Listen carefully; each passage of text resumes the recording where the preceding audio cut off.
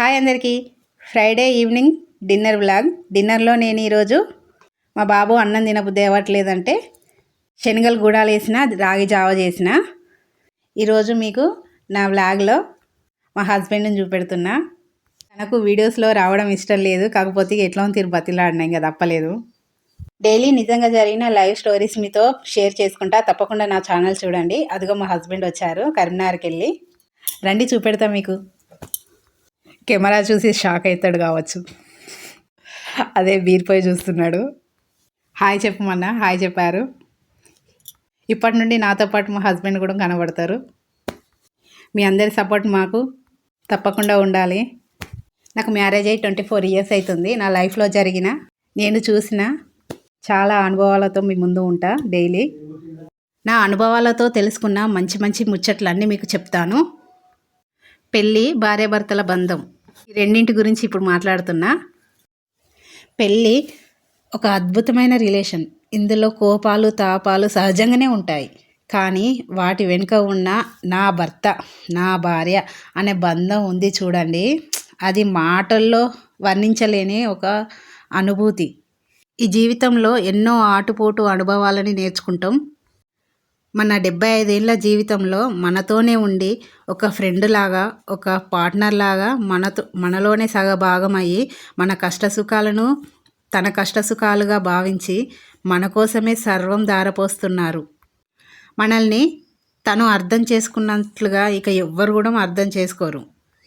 మన కోపాన్ని, మన సంతోషాన్ని అర్థం చేసుకొని ఎప్పుడు మన గురించి పరితపించిపోయే ఒక అద్భుతమైన రిలేషన్. ఈ భార్యాభర్తల రిలేషన్ తర్వాతే ఏ రిలేషన్ అయినా. మన భార్యాభర్తల రిలేషన్ బాగుండాలంటే కేవలం అది మన చేతుల్లోనే ఉంటుంది.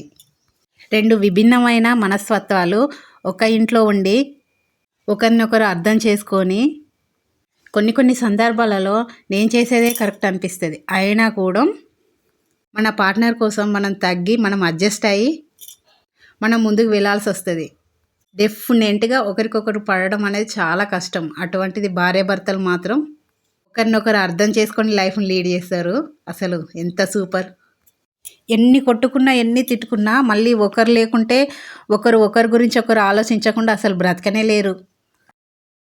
అసలు ఎన్ని చెప్పినా తక్కువే భార్యాభర్తల రిలేషన్ గురించి. మరికొన్ని విషయాలు తర్వాత వీడియోలో చూద్దాం. శనగల గుడాలు తయారీ విధానం చూద్దాం. కుక్కర్లో శనగలు ఉడకబెట్టుకున్నా, అవి వడగొట్టుకొని పక్క పెట్టుకున్నా. బాండీలో ఆయిల్ పోసుకొని పోపు గింజలు వేసుకొని ఎల్లిపాయలు ఎండుమిర్చి వేసుకున్నా. అవి గోలిన తర్వాత కట్ చేసుకున్న ఉల్లిగడ్డ పచ్చిమిర్చి వేసుకోవాలి, కరివేపాకు, నేను స్ప్రింగ్ ఆనియన్స్ వేసుకుంటున్నా. ఇవి మంచిగా గోలించుకోవాలి నూనెలో. శనగల గుడాలు అసలు ఆరోగ్యానికి ఎంత మంచిదంటే తప్పకుండా అందరూ రెగ్యులర్గా వాడాల్సిన డిష్ అండి ఇది. శనగలు రాగి జావ, వావ్, కాంబినేషన్ ఎంత హెల్దీ అంటే అసలు ఇప్పుడున్న రోజులలో కొంచెం ఆరోగ్యమైన తిండి తింటేనే కొంచెం బలంగా ఉండగలుగుతున్నాం. తప్పకుండా అందరూ ఈ కాంబినేషన్లో వండుకొని తినండి.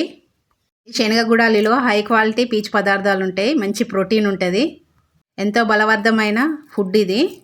దీని కాంబినేషన్ రాగుల జావ. ఫుల్ అయిపోతుంది ఇంకా డిన్నర్. వేగిన తర్వాత పసుపు వేసుకున్న, కొంచెం మంచిగా వేసుకొని ఇంకా శనగలు వేసుకున్నా. ఈ శనగలు వేసుకున్న తర్వాత ఇందులో కారం, ఉప్పు ఇప్పుడే వేసుకోండి.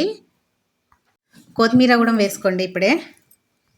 మంచిగా కలుపుకొని ఇక తినేయడమే. చాలా బాగుంటాయి టేస్ట్ కూడా.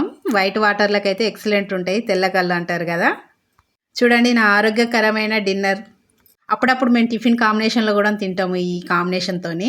చాలా బాగున్నాయి, చాలా టేస్ట్ ఉన్నాయి. Bye everyone. నా ఛానల్ సబ్స్క్రైబ్ చేసుకోండి, లైక్ చేయండి, కామెంట్ చేయండి. Bye bye.